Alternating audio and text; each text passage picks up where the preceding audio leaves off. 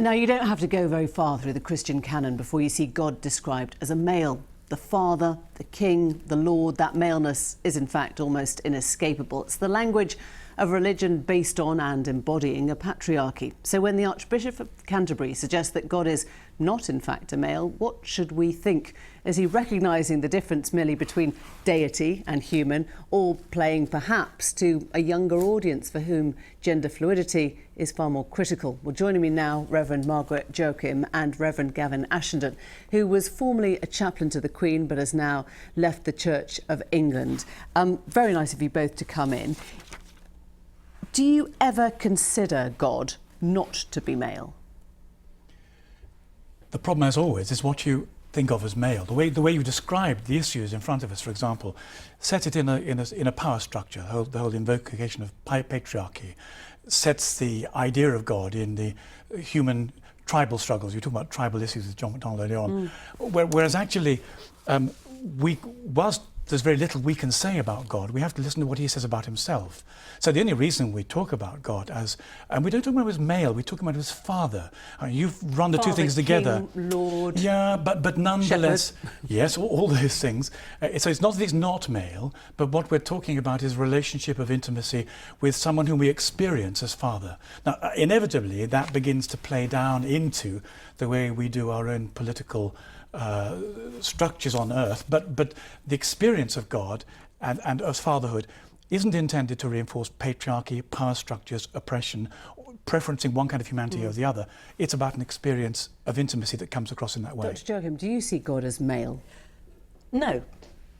Because? Because God is so absolutely awesome and so far, in the old-fashioned sense of the word, and so far beyond anything that any of us can actually conceive, that I don't think of God in that sort of context at all. The difficulty is that as soon as we start talking about God, we have to use human language. As soon as we look at any writings about God, we are looking at the attempts that people made using the language that they got and the human constructs that they got to explain something which is more or less totally inexplicable. But as soon as you use that language, you find yourself trapped in the assumptions that come with the language. And it does matter, doesn't it, this language of God as the male? Well, God as father, yes, it does matter. But the difficulty is it's almost as if one's suggesting that we've kind of made it up because it suits us or we like it, or men invented it, keep themselves there. But what we're really dealing, you're absolutely right, of course God is beyond our conception, and yet the reason we're Christians is because we experience God as breaking into human life and saying, look, I look like this. And he comes as a saviour, and the saviour says, I come to introduce you to the Father. So that sounds like a rather one-weighted thing, except that the moment you also would accept, presumably, that the language, and I understand you have to choose a language and you say it's, if you're a Christian, you don't believe it is human invented, but it reinforces the patriarchy and it reinforces the pyramidal structure of religion, which is... So my answer would be that patriarchy ruins our language. Patriarchy is messing our language up.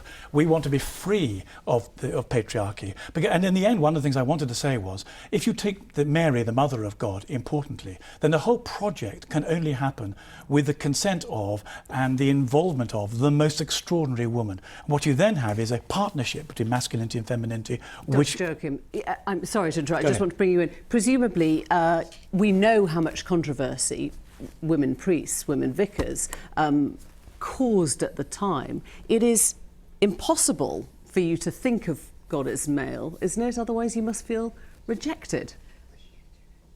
It is impossible for me to think that God did not want human men and human women to be able to do the same things, to have the same opportunities, to be able to worship in the same way. I mean, but that doesn't mean that I have to think of God as being him or her.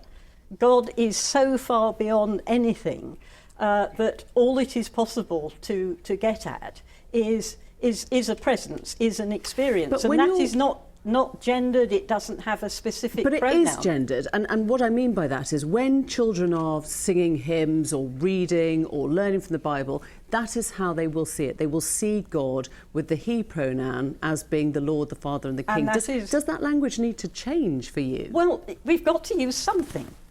And there isn't anything available, particularly in English we have a problem because, of course, we have no neuter, we have no neuter pronoun. I cannot talk about God in a comprehensible sentence without at some point saying either him or her, and whichever one I say, people listening to me are going to make some sort of almost automatic assumption. It goes with the language.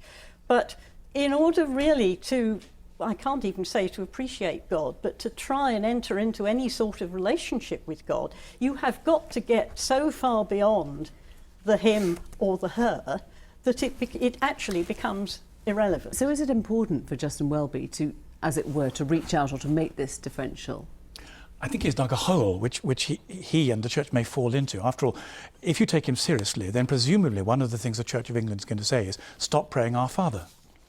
But you can't use Our Father anymore if it's only a metaphor. So what, as Margaret quite rightly said, what you're left with, Our Mother. Well, fertility religions were all the rage, but Christianity is specifically, Judaism as well, an alternative there. If you say it, you're into Buddhism. So you've either got Christianity, Gaia, or Buddhism. The other two are worse. There's nothing perfect, right, or ideal about the Father. But again, I think the important thing is to say that we're not the notion of God as an intimate relationship of fatherhood is something that ought to mend our broken patriarchal structures, not that ought to be spoilt by our projection of a bad understanding of masculinity. Except, of course, that the simple word father has an appalling connotation for people who have had unfortunate relationships with their fathers. And can be we need to get away from this. Thank you both. Thank you very much indeed.